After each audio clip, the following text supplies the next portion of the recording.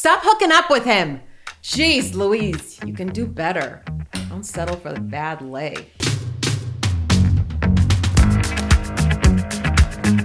Okay, I feel like this is literally the most popular topic when it comes to parenting.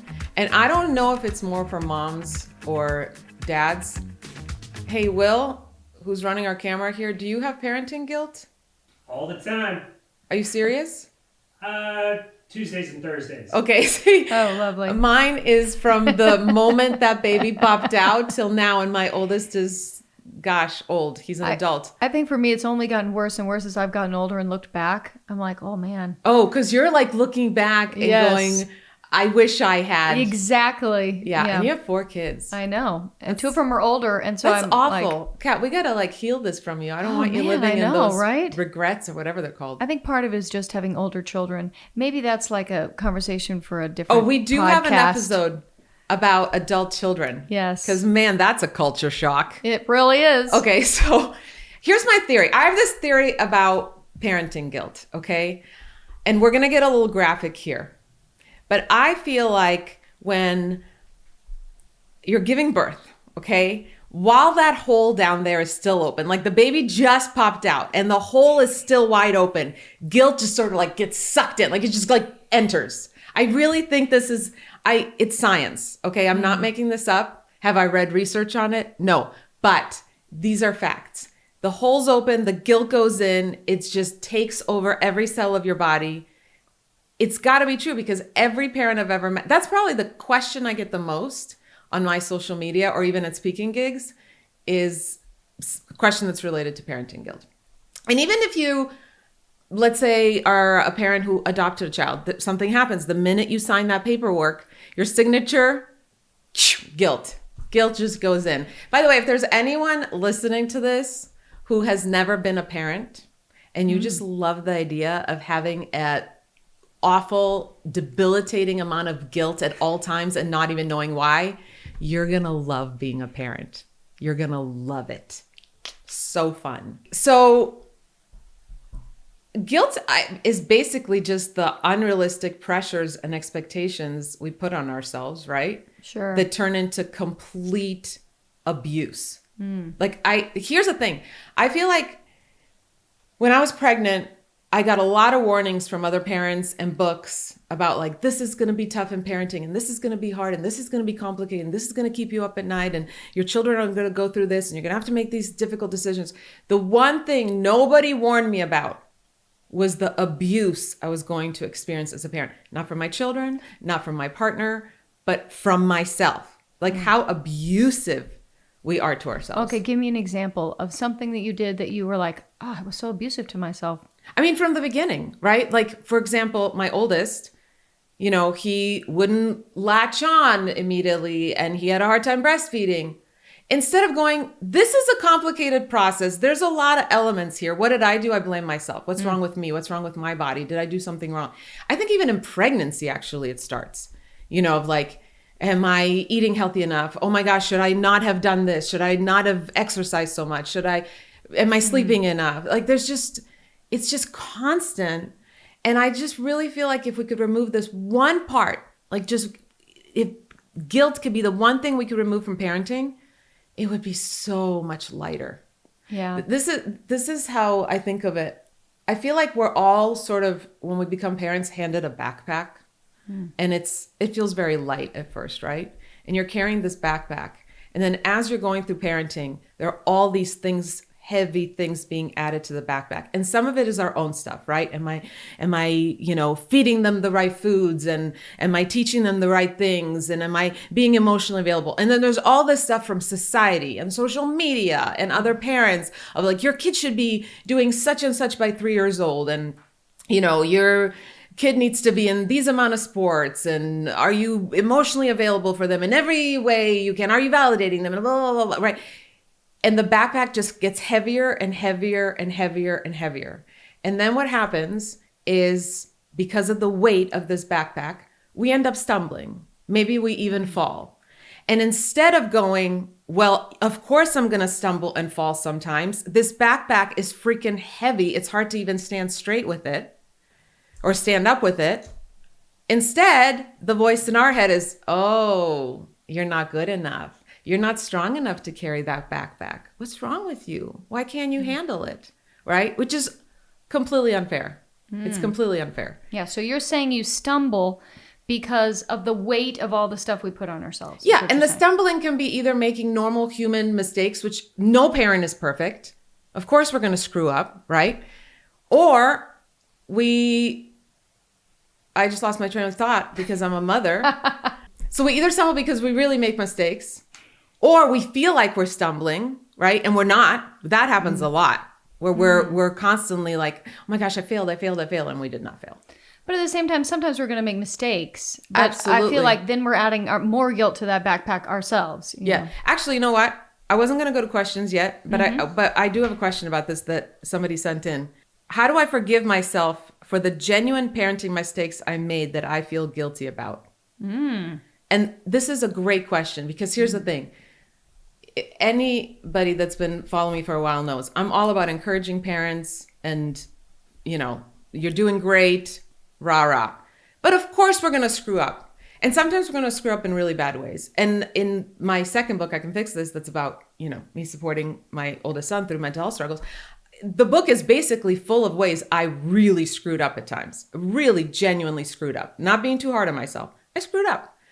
And so I think a lot of times, because we are capable of screwing up, we're going to screw up because nobody's perfect.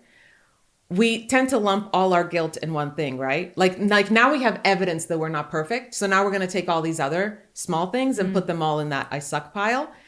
So here's what I had to learn. When you genuinely screw up, how do you forgive yourself? Here's the thing. There's a big difference between holding yourself accountable and beating yourself up.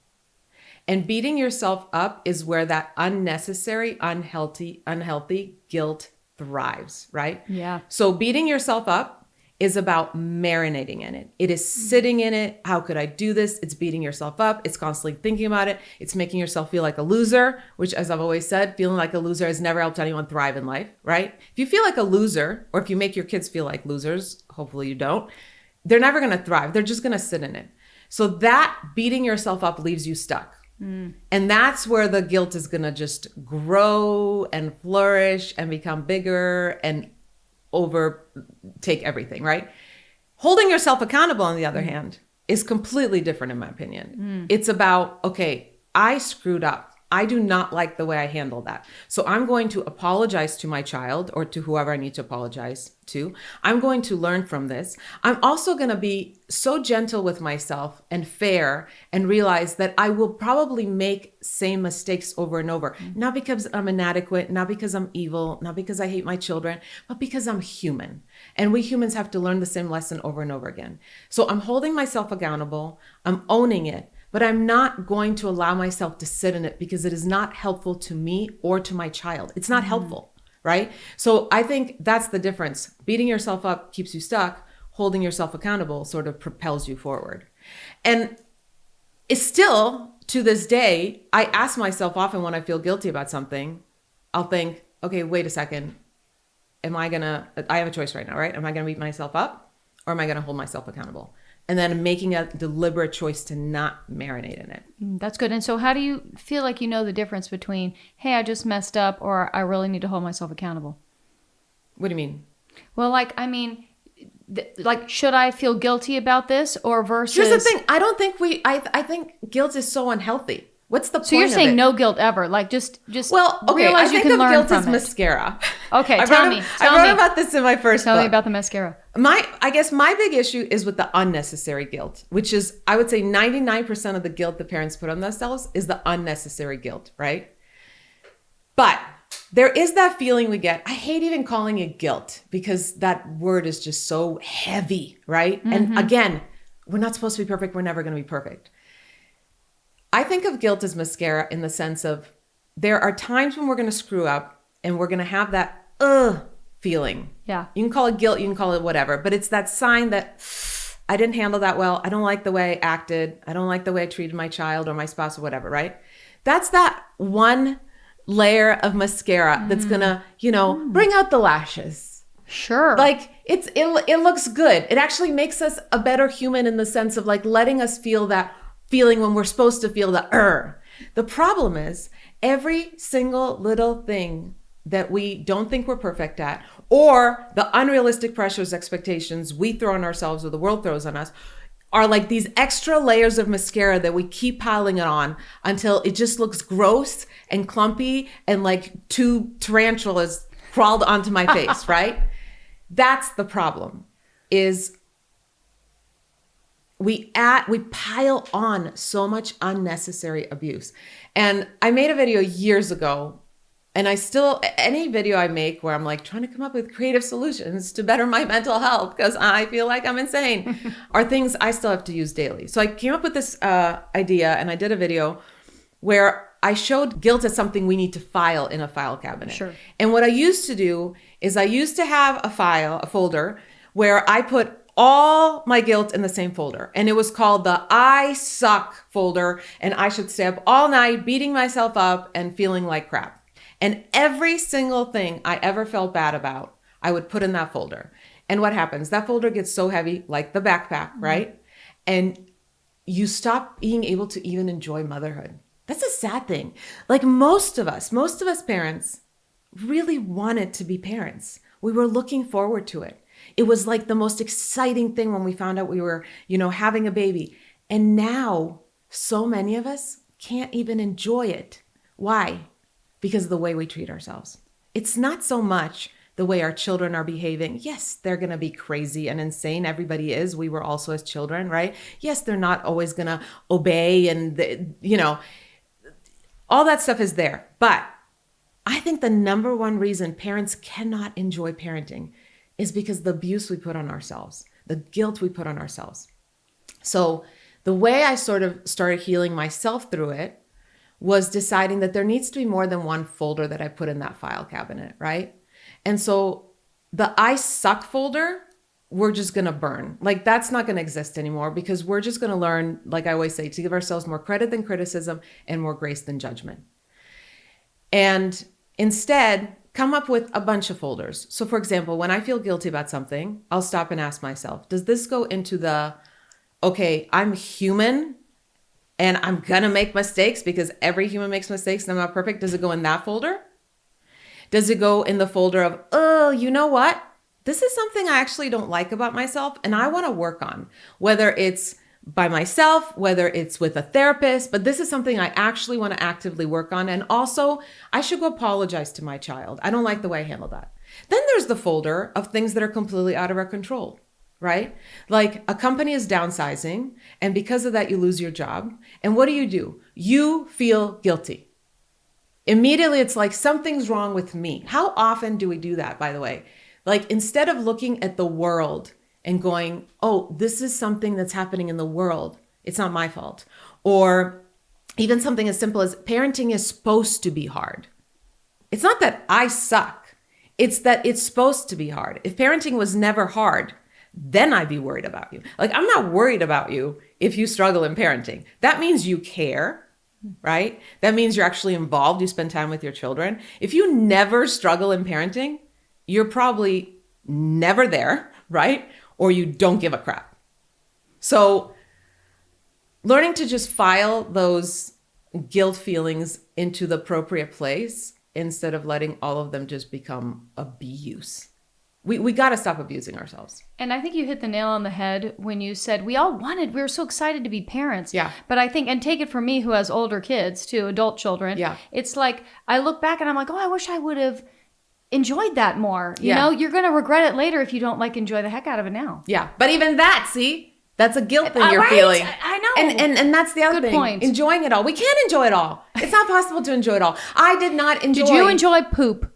No. Did you enjoy wiping your child's I did not enjoy booty? cleaning poop out of my son's back of his hair because it shot up. Like that's something nobody warns you about. I did True. not enjoy getting up every 3 hours. I did not enjoy cleaning, the mattress of one of my children who was wetting their bed much later than all of my friends. And then what did? I started comparing what's wrong with me, what's wrong with my child. Why is my child not potty trained? Right? That's another way, comparing thing where we add guilt. I really, really think if I could somehow magically remove that unnecessary guilt, we would all be so much healthier. And it just frees you up to be, honestly, a better parent, I think. We Yeah. all want to be a good parent. Yeah. And if that's holding us back, man, we should shed it. Yes.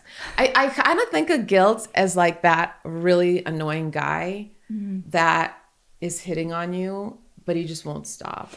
Right. And so you're like, okay, you know what? I might as well. You end up hooking up with him. Okay. And then what does he do? He keeps you up all night. It's not even fun, by the way. Right. But I wouldn't know. But you've hooked up with guilt. Okay. Yeah, I mean, probably. Many times, actually. You know what? My mom has hooked up with him. In the middle of the night at 3 a.m. when I wake up. Yeah. Yes. Guilt is there. My grandma's hooked up with him too. I'm telling you, like everybody's hooking up with guilt, staying up all night, and then he just won't stop texting. He won't stop texting. And what do? Instead of block, we're like, oh, well, I'll text him back. Maybe what he's saying, makes some sense. I'll indulge the conversation. Maybe I'll even go on a third date with. That's what we do. That's what guilt is. It's that annoying guy that just like has no boundaries. Yeah. And we are so unhealthy that we're like, okay, come over, keep me up all night again. Even though, again, not even a good lay. Guilt is not a good lay. Just not. It's just a fact. And again. Definitely no. Yes.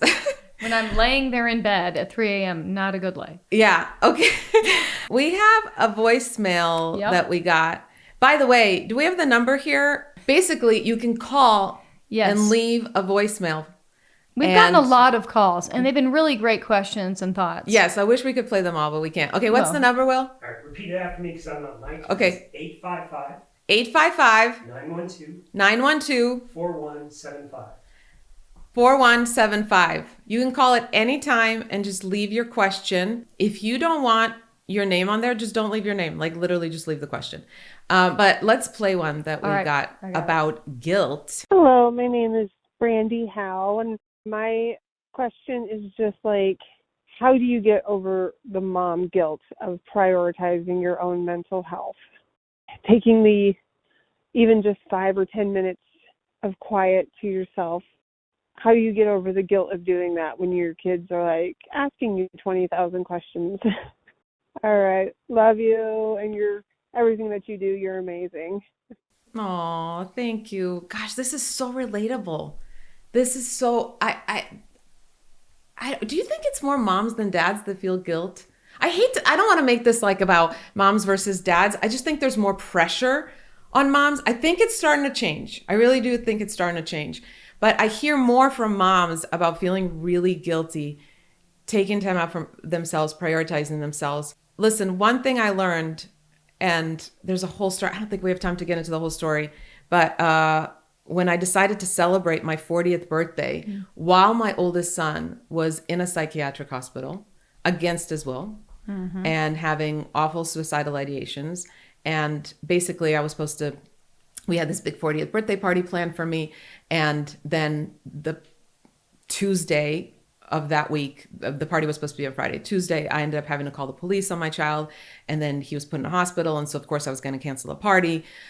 And long story short, you can read it in my second book, I Can Fix This. But through my husband and my mother-in-law sort of, convincing me to go through with this party, I decided, fine, I'll go through with this party. And I had the party, and I felt such parenting guilt of, how could I do this? First of all, why am I doing anything for myself right now when my son is struggling? Why am I prioritizing my own joy and especially having a party? And I felt such tremendous guilt. And it's kind of interesting because in my first book, Hold On But Don't Hold Still, there's an entire chapter titled The G Spot. G standing for guilt. Oh. Not the other G spot. Sorry. This G spot, the guilt G spot, a lot less fun than the other one. Let me tell you. Let me tell you. Also keeps you up at night. Anyway, that's a whole nother story. But, and so I thought I had like mastered this. I don't feel guilty prioritizing myself. And then after having this party, I felt such guilt. And I remember telling a friend of mine, this is like months later, oh my gosh, I can't shake the guilt. I feel so awful that I went through with that party. And he said to me, if he's listening. His name is Zach Anner. He's amazing. He said to me, Kristina, you did Luca a favor. And I was like, what are you talking about? He said, by going through with that party, you did him a favor because you gave him one less thing to feel that he destroyed. And then he explained to me how when he was a teenager and he was going through a lot of mental health struggles, how, he put his mom through a lot. And he said, if I knew that on top of everything else that I put my mom through, I knew she was up at night and worrying about me and constantly on the phone making appointments and all this stuff. If I knew on top of all that energy and focus that she was constantly and worry that she was putting on me, that she canceled something she was looking forward to, I would still carry that guilt now, decades later. By going through with that party, you gave Luca a gift. And I just remember being so blown away by this perspective. And then later, when my son and I were writing the book, and I was writing about that story, I asked him, and he actually got teary-eyed, and he was like, because I asked him, I said, honestly, how do you feel knowing that I called the police on you 3 days before, you're taken in handcuffs on a psychiatric hold, then you're put in a hospital, and here I am having a party for myself and dancing and celebrating, and he got teary-eyed and he said, Mom, thank you. Thank you. And then the more we talked about it, he explained, he's like, when a kid is struggling, and I don't know, by the way, what was her name, Brandy? I don't know if her kid is struggling or not, but I wanted to start with the extreme story of this. Sure. He said, when a kid is struggling and you see that people around you are not okay, especially your mom's not okay because she's constantly worried about you.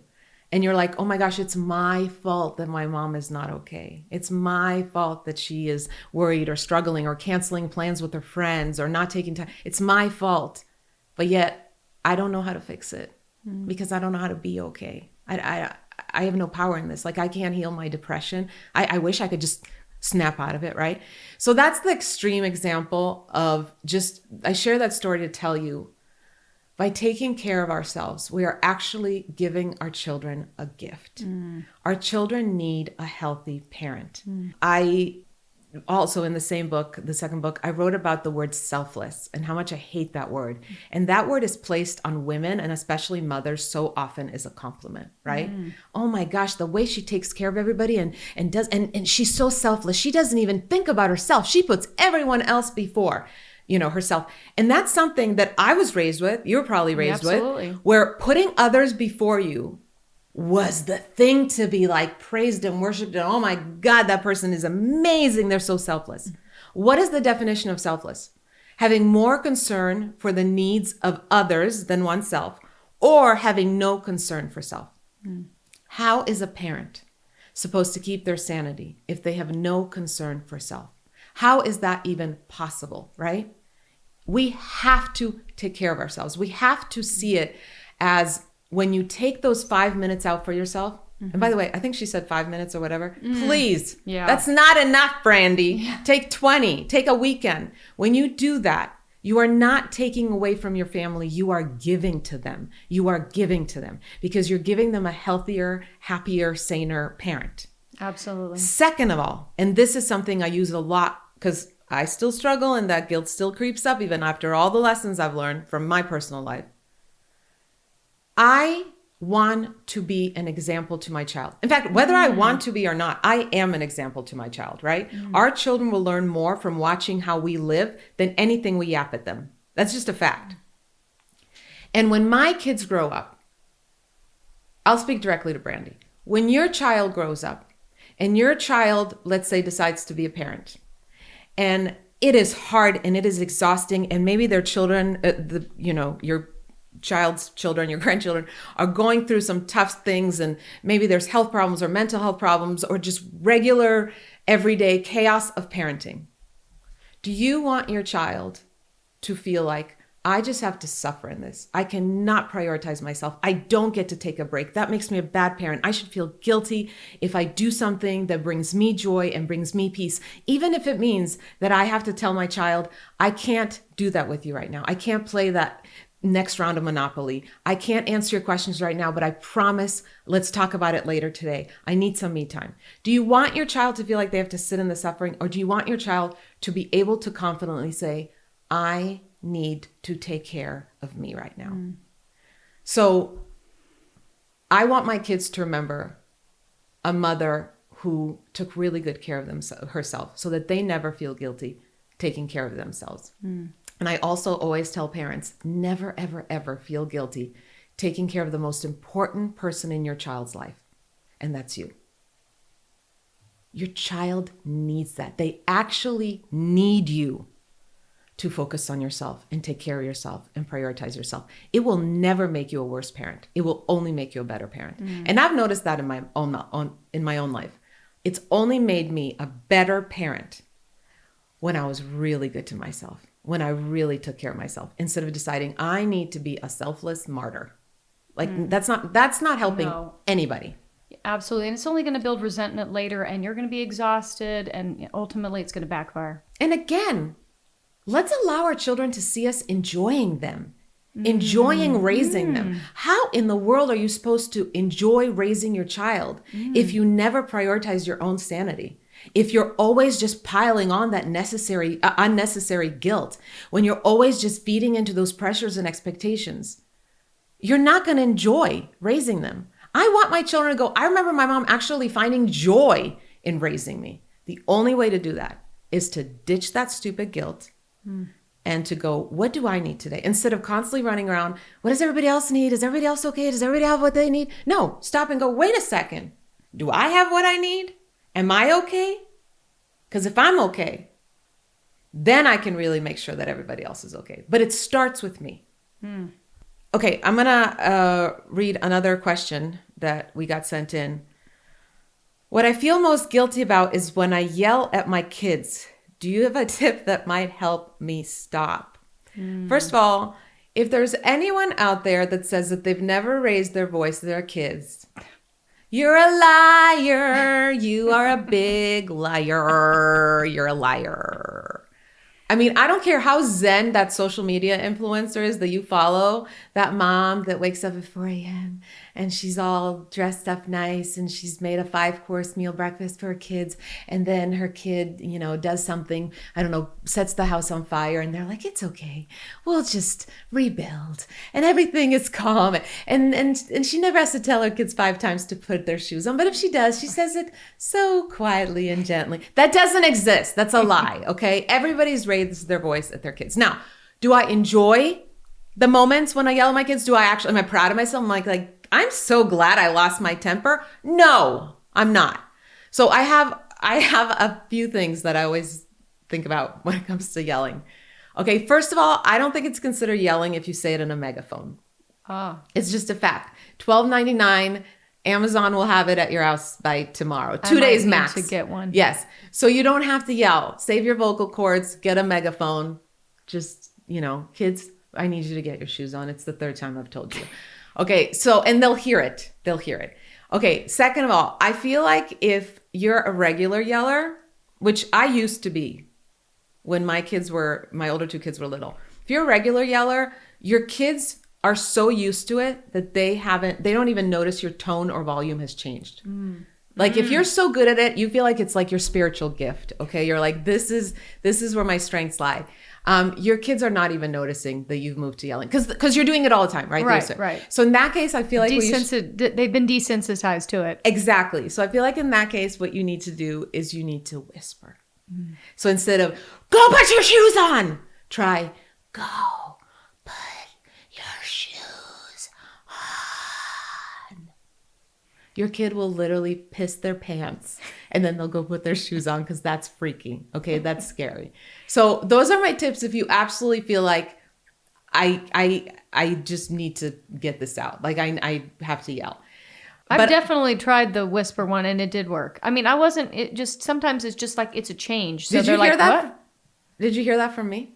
Oh, yeah. The whisper tip? tip? Definitely. Okay, Yes. It's crazy that it works, right? Yeah. Oh, yeah. Okay. But I'm going to tell you something that actually is, those are only half jokes because I actually do think they work, the megaphone and whisper. But I'm going to tell you something that actually completely changed for me, like being able to not be a yeller to the point, and I'm not saying this to make anyone else feel bad because I'm telling you I spent years yelling.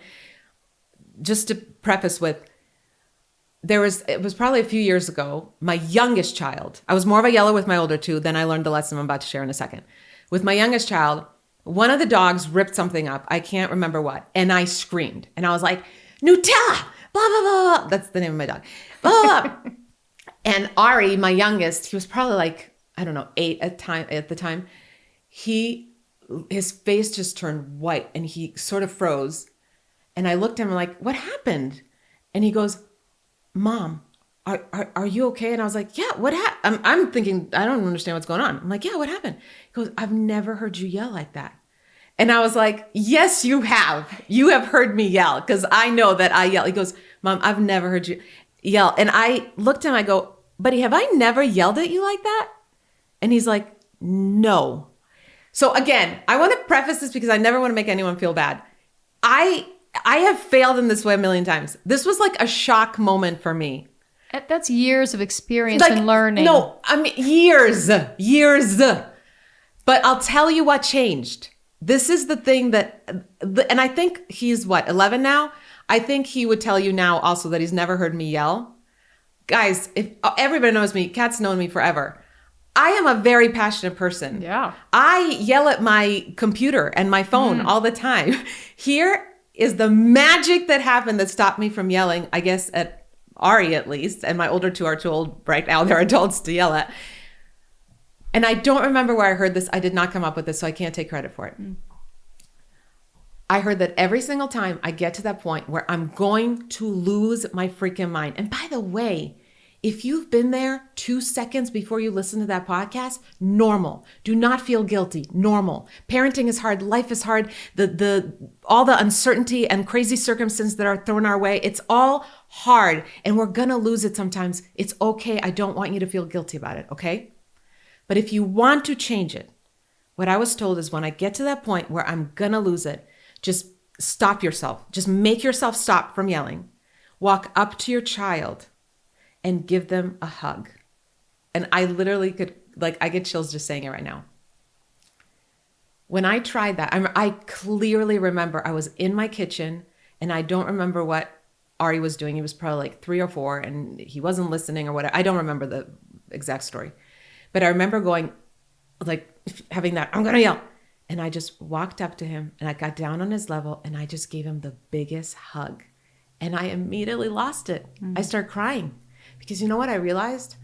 I needed that. Whatever he was doing was not really deserving of me yelling. And by the way, does yelling ever really fix anything? It doesn't help, really. It might get their attention, but so will whispering. There's other ways to get your kids' attention, right? I obviously, and again, I can't remember the exact details of the day. I obviously had a really bad day. This was also during the time when my oldest son was really struggling. I was obviously overwhelmed. I was probably sleep deprived as most parents are. I already probably had all this unnecessary guilt and felt like I was failing. And now my little kid isn't listening to me. I needed that connection. And the minute I hugged him, it was impossible for me to yell at him. Unless you're have really serious issues and should probably be in prison, it is impossible to be hugging someone you adore and yelling at them at the same time. It's just impossible. It's impossible. Imagine right now hugging Finn or Elliot, your boys, and screaming at them. You can't. Right. So I needed that connection. And what that did is it calmed my nervous system. And then it gave me a chance to just look at him and go, okay, I've tried telling you 3 times. I really need you to listen to me. So let's do this together. And then we worked together and we got it done. And was that the last time that I was tempted to yell? No. But as I put this into practice, it became easier and easier. And here's the lesson I learned through that I also think really helps. I realized that so many times when I was angry at my child and wanted to yell, who I was really angry at was myself. Oh, yeah. Definitely. My insecurities were screaming, what does this behavior say about you as a parent? What does the fact that your kid isn't listening to you say about you as a mother? You're not good enough. You weren't strict enough, or, you didn't raise them well. You didn't teach them well. You failed them. The anger was actually about me. And so when I started healing those insecurities and that unnecessary guilt, then the yelling calmed down. Now, am I never going to yell at my child again? No, I'm not making any promises. But here's the thing. I'm not aiming for perfection, ever. I'm not.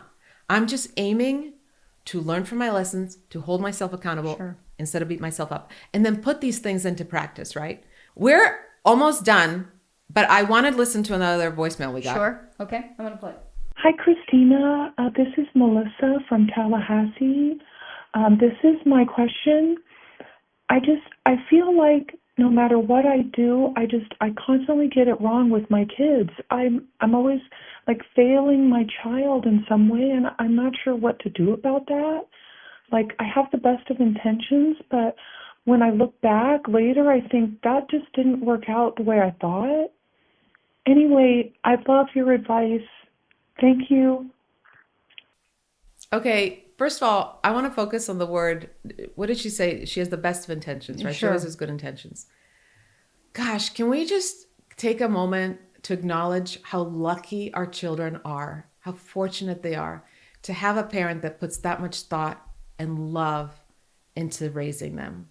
Like I could cry right now. There are so many kids in this world that do not have a parent that actually cares so much.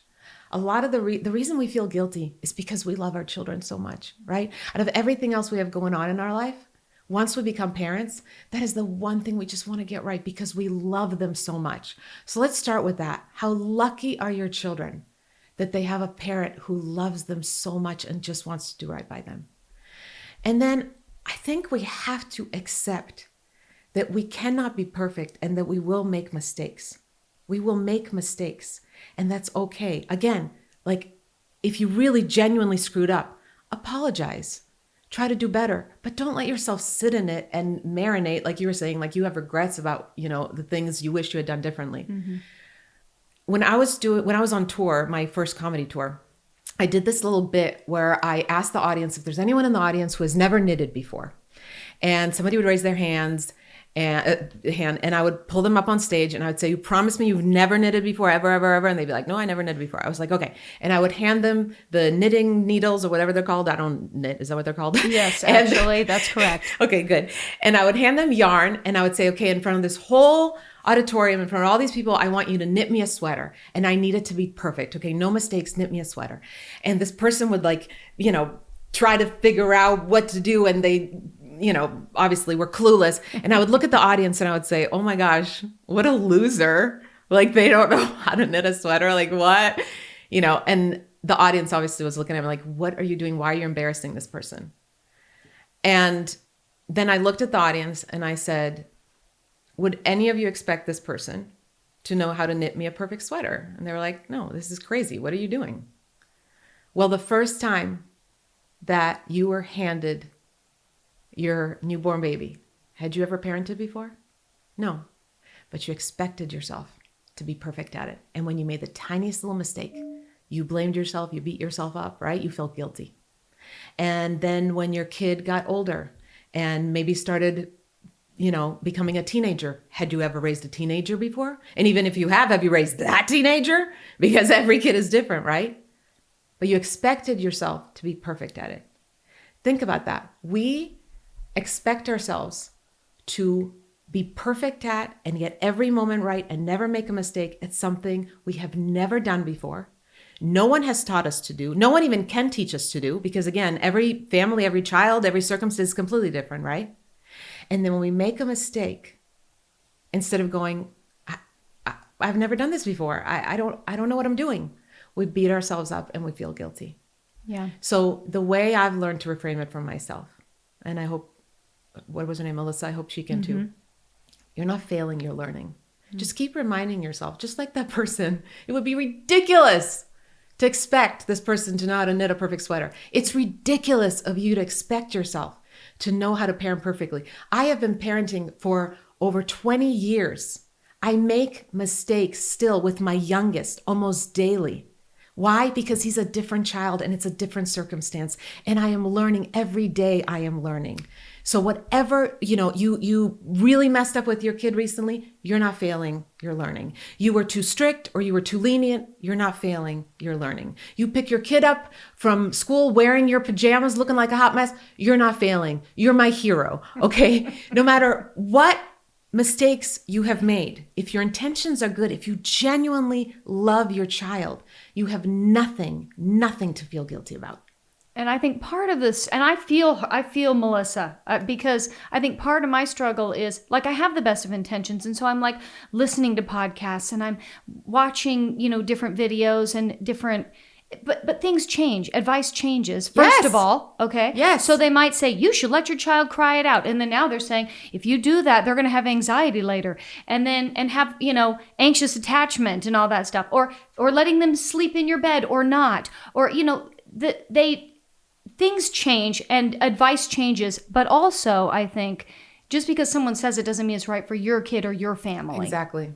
And so you could try something that a wonderful child psychologist says that's great.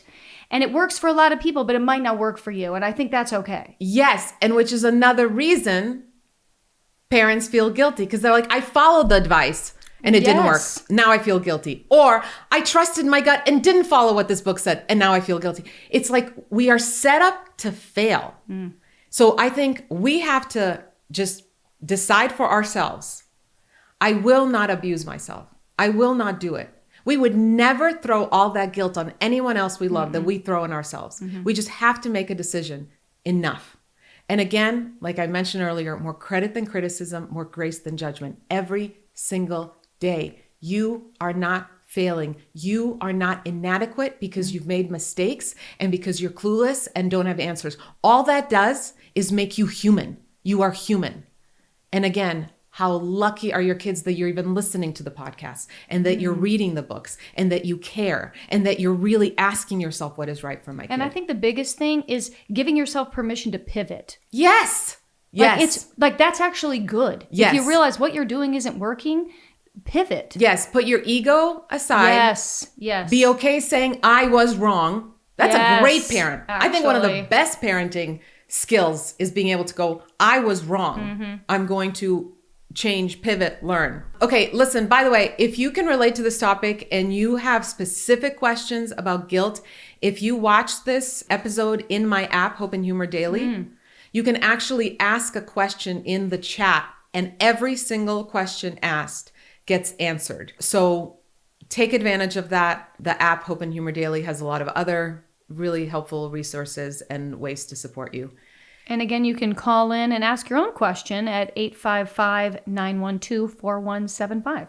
On any topic, because we are covering every topic that comes to my mind.